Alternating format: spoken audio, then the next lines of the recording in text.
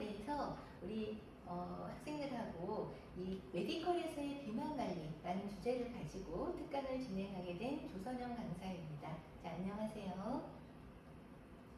비만 관리 이야기를 할 건데요. 오늘 우리가 2시간에 걸쳐서 강의를 합니다. 그래서 1시간은 이 메디컬에서의 비만 관리 장비요법 중심으로 이야기를 할 거고, 또 1시간은 이제 주사요법 중심으로 이야기를 하려고 합니다. 우선 제 소개를 좀 한다면, 저는 이제 보건학 박사이고요. 향장학 석사와 간호학을 전공했습니다. 그리고 현재는 열린사이버대학교에서 뷰티 건강 디자인학과 교수로 재직하고 있습니다. 나머지 프로필은 그냥 잠깐 보시면 좋을 것 같고요. 오늘 강의 들으시고 혹시 궁금한 부분이 있거나 연락하실 일이 있다 그러면 이제 제 이메일과 전화번호 오픈해놨으니까 이용하시면 좋을 것 같습니다. 자, 그러면 강의 시작하겠습니다. 자, 오늘의 주제가 뭐라 그랬나요? 예, 비만 관리라고 했었죠. 그래서 비만 관리 중에서도 여러분들이 비만 관리에 대한, 체형 관리에 대한 수업을 다 들으셨을 겁니다. 그래서 기본은 다 아실 거라고 생각하고, 예, 비만 관리의 정의와 원인 살짝 보고, 그 다음에 오늘은 주사요법과 장비요법에 대한 치료 부분에 대한 걸 이야기하려고 해요. 그래서 메디컬에서의 좀 실질적인 것들을 와서 얘기해줬으면 좋겠다라고 해서 주제를 그렇게 정했고요. 이렇게 현대인들은 지금 비만과의 전쟁 중이라고 할 수 있습니다. 그럼 비만이 뭔가요? 예, 비만이라는 말의 어원은 오베시티다라고 해서 과하게 먹었다 이런 뜻을 갖고 있고요. 체내에 과다한 체지방을 가진 상태다라고 이야기할 수 있습니다. 그래서 한마디로 말해서 체내에 과다한 체지방을 가진 상태, 그래서 지방을 제외한 나머지들은요, 수분, 근육, 골격 같은 것들이 있고, 이렇게 지방을 제외한 나머지를 우리는 제지방량이라고 합니다. 지방을 제외하고 나머지 제지방량이라고 하는데, 그거에 비해서 지방 조직이 과다하게 축적된 상태라고 할 수 있겠죠. 그래서 에너지를 섭취한 것보다 소비한 것이 작다는 거고요. 그래서 잉여 에너지가 지방으로 전환돼서 체내에 쌓인다. 특히 어디에 피하 조직과 복강내, 복부, 내부 지방으로서 쌓인다라고 할 수 있습니다. 자, 아래 사진이 보이는데요. 이 사진 중에 자, 어떤가요? 완전히 근육질의 남자가 되겠고, 그 다음에 비만한 사람이 있고요. 옆에는 괜찮으신 것 같은데 마른 비만, 그래서 이 복부 쪽에 체지방이 많이 쌓인 사람을 나타내고 있습니다. 사실상 이렇게 과체중인 사람은 비만이라고 하기보다는 누구를 예를 들까요? 박찬호 선수 같은 사람. 체중은 많이 나가고 BMI가 높긴 하지만 이런 사람을 우리가 비만이라고 하지는 않아요. 그렇죠? 그래서 과체중과 비만은 구분이 되어야 한다. 그래서 과체중과 이제 비만 구분을, 체중이 얼마나 가는가 이게 중요한 게 아니라 체지방이 얼마만큼 필요 이상으로 쌓여있는가가 더 중요하다고 하겠습니다. 자, 그러면 이제 피하지방과 복부에 내부 지방이 쌓인다라고 했는데요. 그래서 피하지방은 이렇게 바로 이 피부 바로 아랫부분, 이 부분이 굉장히 두껍게 나타나고 있죠. 이런 것을 피하지방형 복부 비만이라고 하고요. 그리고 이 피하는 크게 문제가 없는데 요 안에 지금 지방이 꽉꽉 차서 내장들이 다 가려지고 있는 게 보입니다. 이런 것을 내장 지방형 복부 비만이라고 합니다. 그래서 이렇게 피하에 있는 지방을 우리는 피하 지방이라고 하고, 이 내장이라든지 내장 안에 있거나 또는 내장을 둘러싸고 있는 지방들을 내부 지방이라고 이야기를 하죠. 그래서 이게 장기 내에 직접 쌓여있는 지방과 내장 지방들을 합쳐서 내부 지방이라고 하는구나 라고 생각하시면 되고요. 그럼 비만의 원인, 제가 배우셨을 것 같아서 간략하게 하나로 정리했거든요. 그래서 보통은 단순 비만이 굉장히 많더라. 그리고 병에 의해서 비만이 오는 경우를 우리는 2차성 비만 또는 증후성 비만이라고 하고, 유전적인 요인에 의해서 오는 경우, 그리고 여러 가지 기타 환경적인 요인에 의해서도 올 수 있더라라는 것입니다. 그래서 단순 비만을 봤더니 많이 먹어서, 그에 반해서는 운동이 부족해서, 또는 나이를 먹으면서 기초 대사량이 줄어들면서 이제 먹은 에너지가 소비하는 에너지보다 많아서 생기는 것이다 라는 거고요. 전체 비만의 약 90% 이상을 차지한다 라고 이야기합니다. 어떤 분들은 아예 95% 이상 차지해요 라고 이야기하기도 하죠. 증후성 비만은요, 병으로 오는 거예요. 중추신경계 이상으로 인해서 호르몬의 분비가 문제가 생기거나 또 약물 부작용으로 인해서 비만이 오는 경우, 갑상선 기능 저하로 인해서 뚱뚱해지는 경우, 이런 식으로 질병이나 몸의 이상, 이런 거, 중추신경계 이상, 이런 것들로 인해서 오는 것을 우리는 증후성 비만이라고 합니다. 자, 유전적인 요인은요, 이거 분명히 가족적인 요인이 있더라라는 거죠. 그래서 엄마 아빠가 모두 다 뚱뚱하다, 비만이다 라고 하면 자녀가 비만이 될 확률 70% 이상. 심각하죠. 그래서 우리가 이렇게 뭐 마트라든지 길에 가다가 보면은요, 한 가족이 다니면 엄마 아빠도 땡글땡글, 아가들도 땡글땡글 이런 거 볼 수 있습니다. 그래서 이렇게 양쪽 부모가 모두 비만인 경우에는 70% 이상에서 비만할 확률이 이제 70% 이상에서 나타나더라. 한쪽 부모만 비만하면 40% 정도의 자녀에게서 비만이 나타나더라라고 보고되고 있습니다. 기타 환경적인 요인은 뭐가 있을까요? 자, 배우셨으면 머릿속으로 한번 생각해 보세요. 기타 스트레스로 인해서 또 음주 흡연도 이 비만에 영향을 줍니다. 그리고 수면 불량의 경우에도 이제 체내 대세 이상으로 비만하게 되죠. 이거 하나하나 다 설명하려면 길기 때문에 이거는 아마 여러분들이 그 비만 관리, 체형 관리 시간에 기본적으로 배웠다고 생각하고요. 그냥 가볍게 넘어가겠습니다. 오늘의 주 포인트는 다른 부분에 있으니까요. 그래서 비만의 진단에 있어서 뭐 BMI를 본다, 또는 또 뭐가 있죠? 브로카 지수를 본다, 비만도를 체크한다, 직접 재본다는 허리 둘레를 재본다, 또는 캘리퍼 같은 걸로 직접 이 피하 지방이 몇 센치나 되나 이렇게 재본다, 이런 여러 가지 방법들이, 진단법들이 있는데요. 그것도 기본 시간에 배우셨거나 배울 거라고 생각하고요. 그러면 이제 비만 치료를 어떻게 할 것인가, 왜 해야 될 것인가? 자, 비만했을 때 왜 치료를 해야 된다고 생각하세요? 비만하면 뭐가 문제가 될까요? 비만하면 그에 따르는 생활습관병들이 따라오게 됩니다. 그래서 특히 고혈압, 당뇨, 고지혈증 이런 식으로 해서 심혈관, 뇌혈관 질환들이 많이 오게 되죠. 그래서 그런 것들에 대한 치료는 꼭 필요하다라고 하겠고요. 어쨌든 비만에 이 사람한테 원인을 발견하는 거예요. 뭐 때문인가? 단순 비만이라면 정말로 적게 먹어야 되겠죠. 에너지를 적게 섭취하고 많이 사용하게 해줘야 되겠다.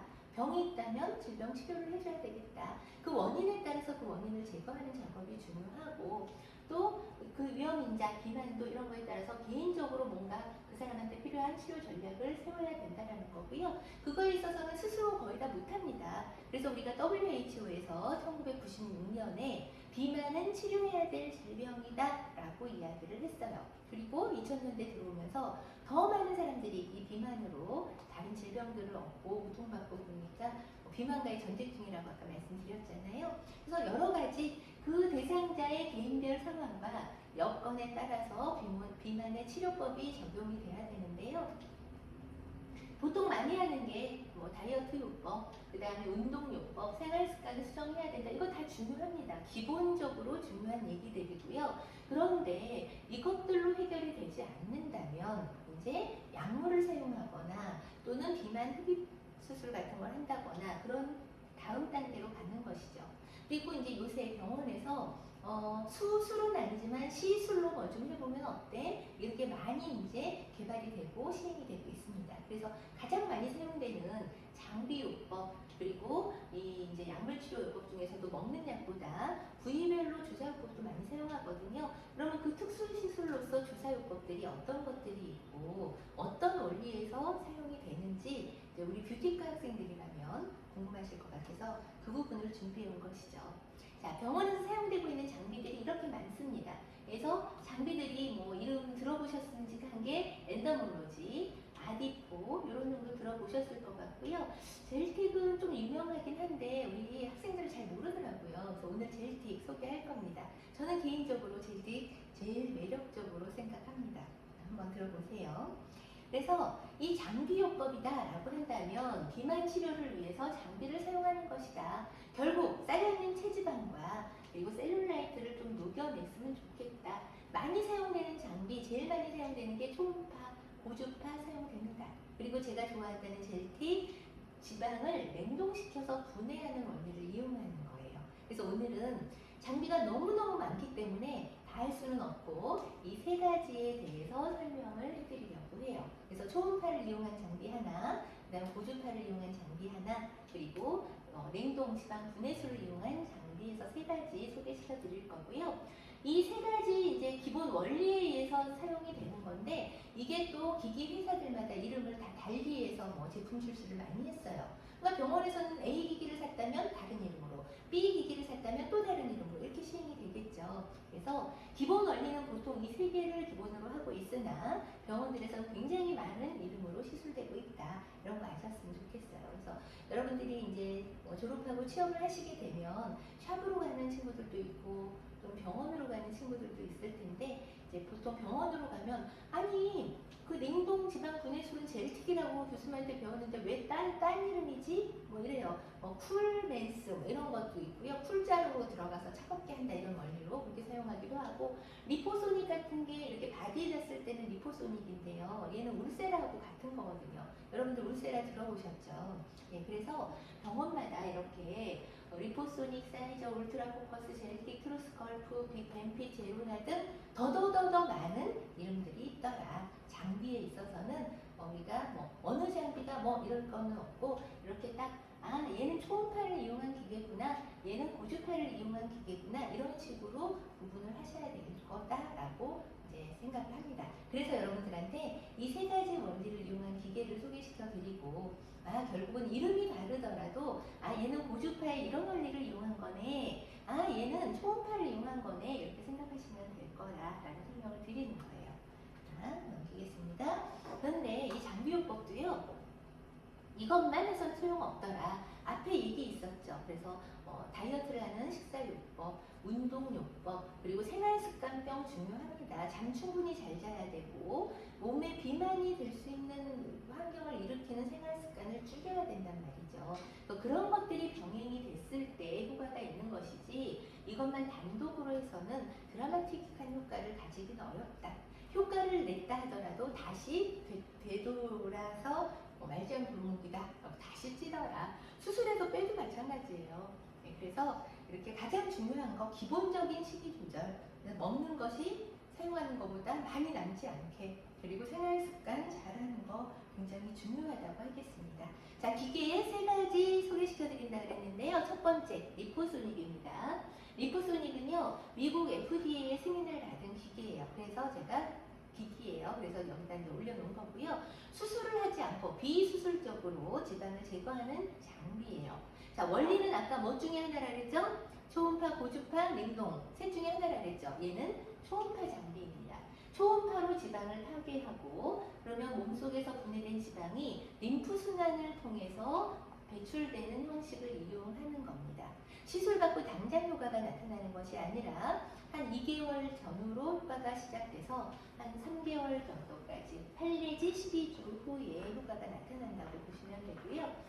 자, 리포소닉 초음파를 이용하는데요. 고강도 집속형 초음파를 이용하는 거예요. 그래서 우리는 보통 이런 것들을 하이프라고 부릅니다.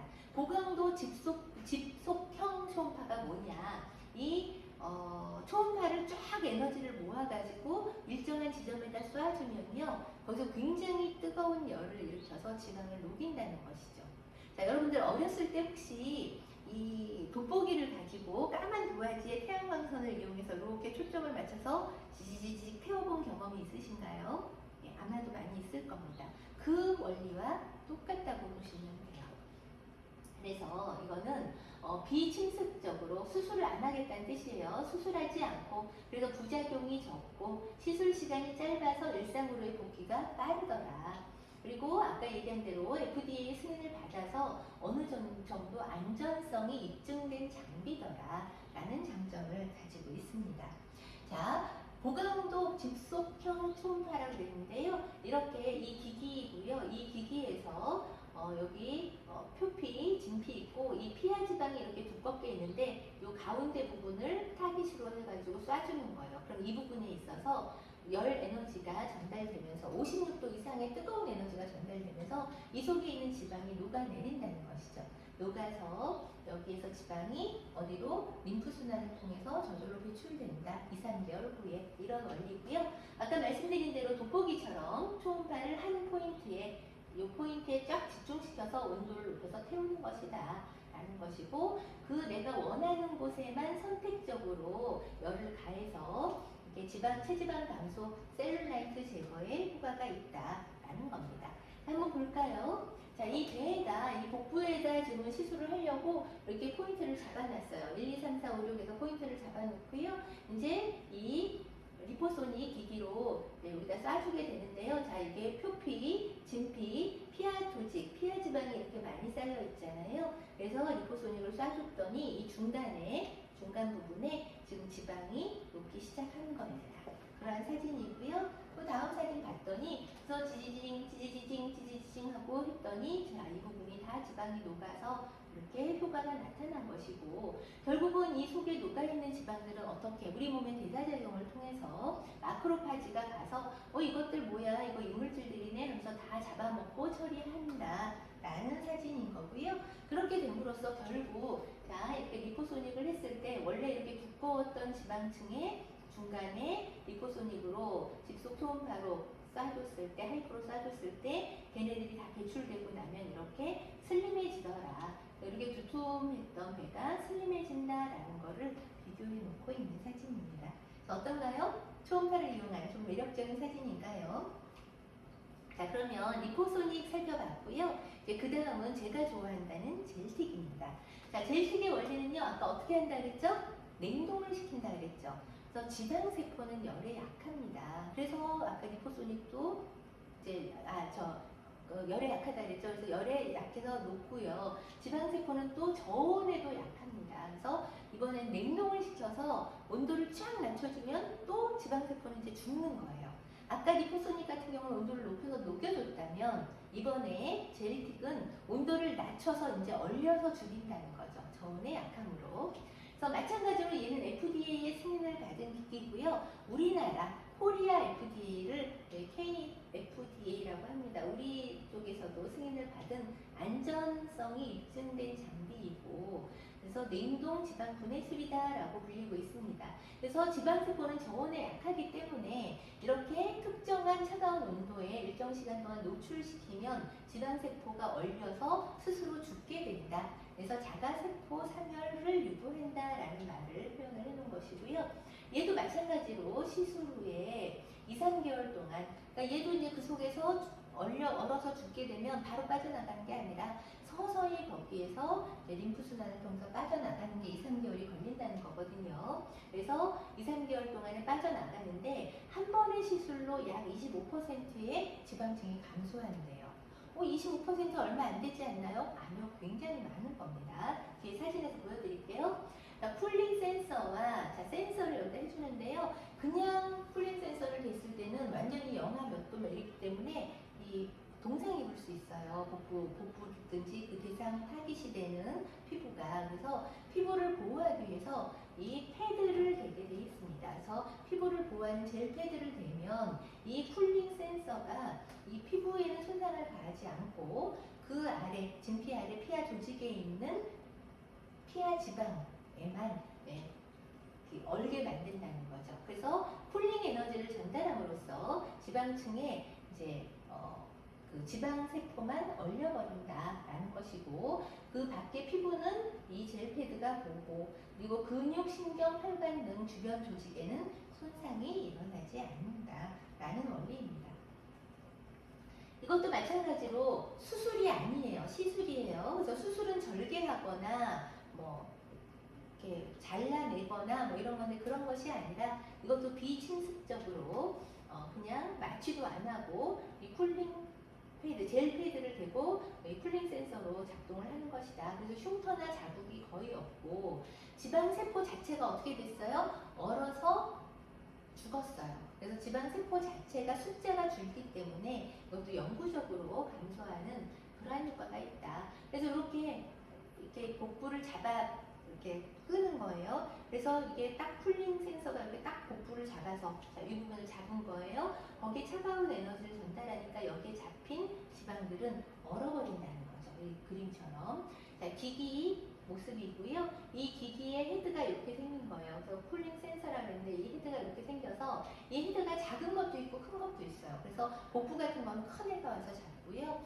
볼살을 빼겠다, 이걸 이용해서 그럼 볼살 잡는 애들은 쬐끄만 애가 있고, 또 굴곡진 부분에 있는 이게 헤드가 따로 있고, 이렇게 헤드의 종류가 여러 가지가 있습니다.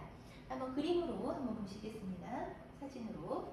자, 이렇게 굉장히 피하 조직이 두꺼워요. 피하 지방이 두껍게 있는데 이 부분을 자, 아까 이렇게 잡아 빼서 센서가 차갑게 얼린다 그랬습니다. 그럼 이 앞부분은 다 얼고 이쪽 부분 중간중간 얼고 이러겠죠. 그러면 얘네들이 시간이 가면 2, 3개월에 걸쳐서 점점 파괴돼서 나가버리는 거죠. 그렇게 되면 나중에는 다 죽은 애들은 다 나가고 살아있는 애들만 이렇게 이 두께에서 이렇게 슬림하게 줄어든다. 결국은 이렇게 두툼했던 배가 이렇게 슬림해진다라는 것을 사진으로 보여주고 있습니다. 자, 어때요? 매력적이지 않나요? 네. 자, 이번에는 세 번째 장비 고주파를 소개해 드리겠습니다. 자, 고주파의 원리는요. 고주파를 주는 거예요. 여러분들 고주파 뭘로 알고 있어요? 고주파 직접법, 고주파 간접법 이런 거 배우셨나요? 예, 고주파 직접법은 이 오존을 이용해서 이렇게 여드름 치료 같은 데 많이 쓰는데요. 고주파 간접법을 이야기하는 겁니다. 그래서 고주파를 주기 때문에 인체에서 전류를 이렇게 감전되면 안 되잖아요. 그래서 플레이트를 대게 되는 게 굉장히 중요합니다. 플레이트 판을 대고 고주파 전류를 흘렀을 때 고주파 간접법으로서 이게 몸속에서 몸속 깊은 곳에서 신부 발열을 일으키는 겁니다. 깊은 곳에서 열을 일으킨다. 신부열, 신부발열 이렇게 얘기하는데요. 이렇게 몸 자체에서 일어나는 생체열의 발생을 유도하는 원리인 것이고요. 이렇게 됐을 때 몸속에서 열이 나니까 혈액순환이 빨라지겠죠.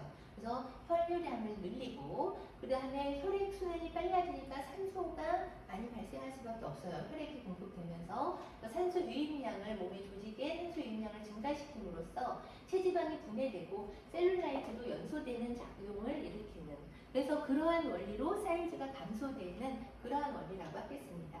자, 그랬을 때 어떤 효과가 있느냐? 조직의 온도가 올라가겠죠. 열을 일으켰으니까. 그러니까 세포들의 기능이 증진되게 됩니다. 그래서 순환이 더 빨라집니다. 그래서 혈류량이 증가해서 림프순환, 혈액순환 더 빨라지고요. 그럼으로써 파생되는 효과, 아픈 곳이 있다면 진통 효과, 그 다음에 지방 분해 효과, 상처가 있었다면 그 상처를 치유하는 효과들이 많아진다고 할 수 있겠죠.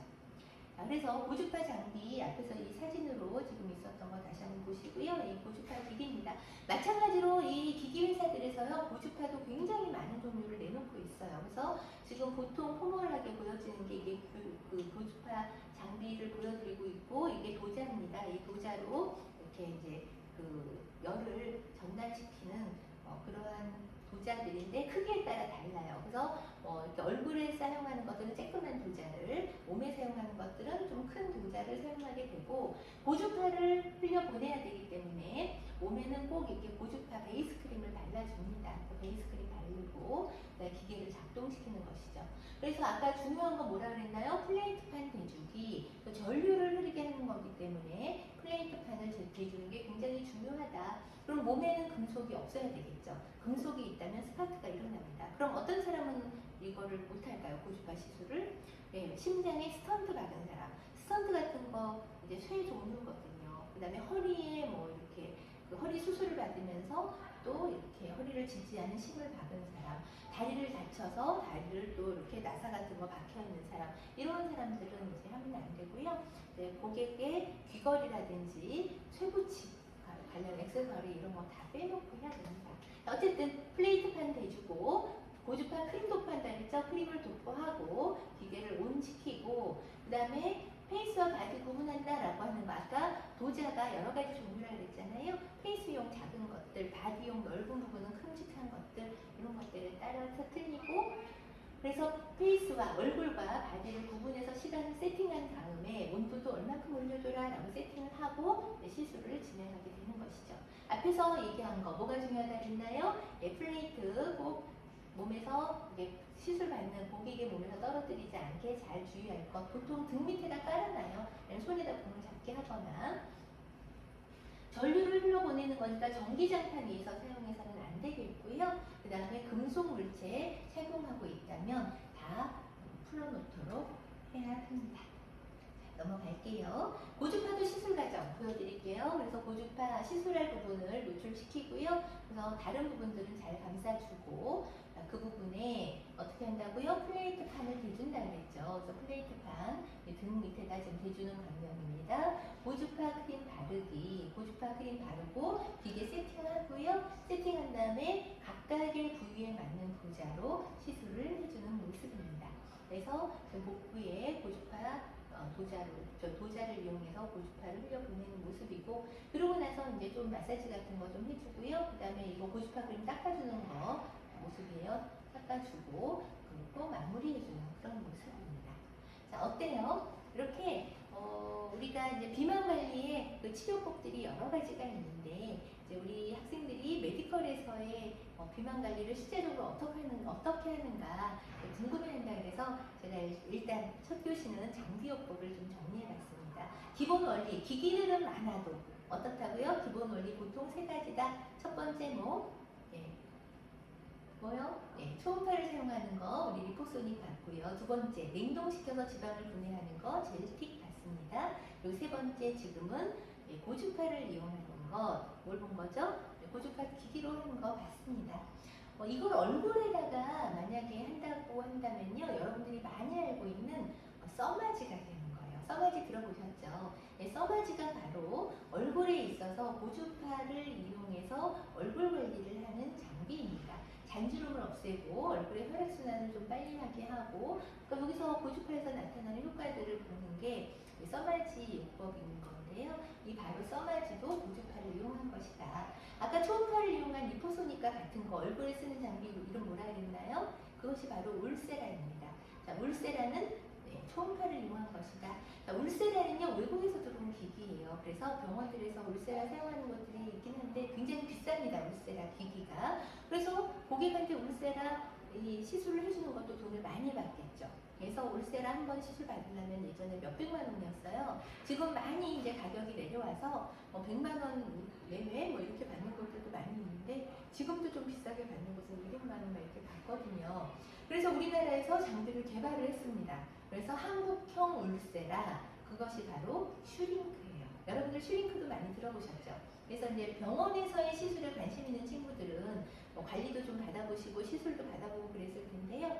그랬을 때 얼굴에 하는 트리오, 울세라, 써마지, 슈링크 있다 그러면 그것들이 어떤 원리를 가지고 하는 것이다 라는 거는 좀 알아야 되지 않을까요? 여러분들이 뷰티과에서 공부를 하는 학생들이므로, 또는 이제 앞으로 뷰티 관련 종사자로 일을 할 것이므로 친구들이 물어볼 거예요. 너 뷰티과라면서 울세라는 뭐고 써마지는 뭐야? 나 이번에 뭐 하면 좋겠니? 슈링크하는 건 어때? 이렇게 물어봤을 때 울세라는 좀 비쌀 거야, 단가가. 울세라하고 똑같은 게 슈링크야 라고 알려주고, 그럼 슈링크하고 써마지의 차이는 뭐야? 라고 했을 때 써마지는 고주파를 이용한 것이고 슈링크와 울세라는 초음파를 이용한 거야 라고 좀 얘기해 줄 수 있으면 좋겠습니다. 그러면 또 궁금한 게 생길 거예요. 울세라하고 울세라하고 같은 슈링크하고 써마지하고 뭘 하는 게 좋아? 라고 했을 때 뭐라고 하실 건가요? 그 차이들도 있습니다. 오늘은 그 얼굴 장비 갖고 얘기하는 게 아니니까 그 답은 제가 드리진 않을 거예요. 여러분들이 한번 찾아보세요. 자, 얼굴이 얇은 사람, 얼굴에 살이 많은 사람, 그랬을 때 이 사람들한테는 각각 무슨 기기를 사용하는 것이 좋을 것인가? 슈링크일까, 써마지일까? 그 어떤 차이에서 하는지는 여러분들이 이 수업의 이제 뭐랄까요, 후속적인 공부 이런 것들로 한번 찾아보시면 좋겠습니다. 여기까지 해서 메디컬에 있어서의 비만 관리, 특히 장비요법에서 알아본 것 수업을 마치도록 하고요. 잠시 쉬었다가 우리는 주사요법에 대해서 또 진행하도록 할게요.